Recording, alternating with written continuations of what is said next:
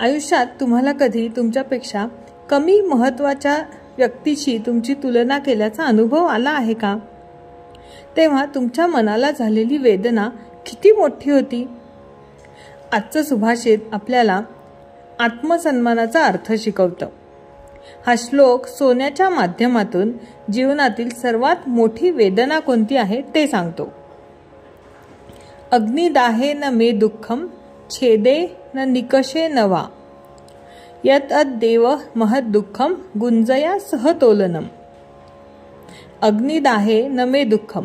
आता इथे सोनं आपल्याला सांगतंय की हे सोनं म्हणतं माझी परीक्षा करताना मला अग्नीमध्ये आगीमध्ये भाजतात, त्याचं मला दुःख नाही. छेदे न निकषे नवा. माझे तुकडे करतात, अगदी बारीक बारीक कापतात, मला ठोकतात, त्याचंही मला दुःख नाही. यतत देव महद दुःखम गुंजया सहतोलनम. पण माझी शुद्धता सिद्ध झाल्यानंतर सुद्धा माझी तुलना गुंजाच्या त्या एवढ्याशा बी बरोबर करतात, याचे मला फार दुःख होते. खरं तर सुवर्ण सोनं हे नेहमी शुद्धतेचं प्रतीक मानले जाते. या तीन गोष्टी सोन्याला सुद्धा शुद्ध करतात. अग्निदाह म्हणजे आगीत तापवणे. सोने शुद्ध आहे की नाही हे पाहण्यासाठी त्याला उच्च तापमानावर तापवले जाते.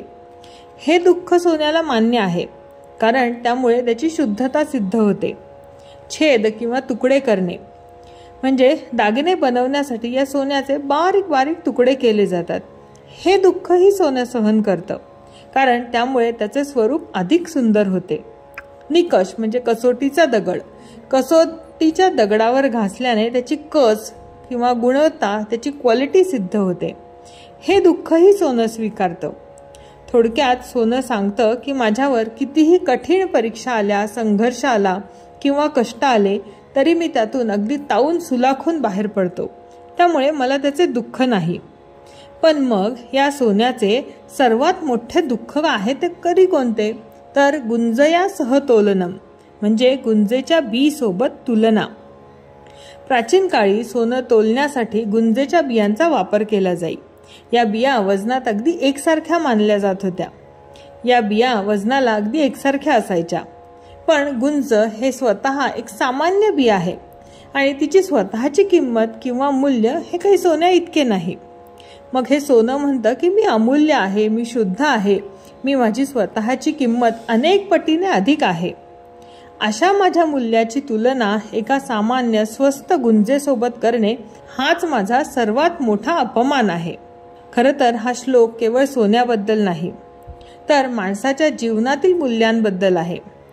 तुमच्या आयुष्यातील अग्निदाह म्हणजे तुमचे कष्ट आणि संघर्ष, तुमचे छेद म्हणजे तुमचे अपयश किंवा वेदना. या गोष्टी तुम्हाला दुःख देतात, पण त्याहूनही तुम्ही अधिक शुद्ध आणि अधिक मौल्यवान बनता. पण तुमचा सर्वात मोठा अपमान किंवा दुःख हे कोणते? तर जेव्हा तुमचे ज्ञान, तुमचे कर्तृत्व आणि तुमचे चारित्र्य हे एखाद्या निष्काळजी किंवा अज्ञानी व्यक्तीसोबत तोलले जाते. जेव्हा तुमच्या मेहनतीचे आणि मूल्याचे महत्त्व न ओळखता तुम्हाला सामान्य मानले जाते. आपल्या जीवनातील कठीण परीक्षांना कधीही घाबरू नका. त्यातूनच तुमचे खरे मूल्य सिद्ध होते.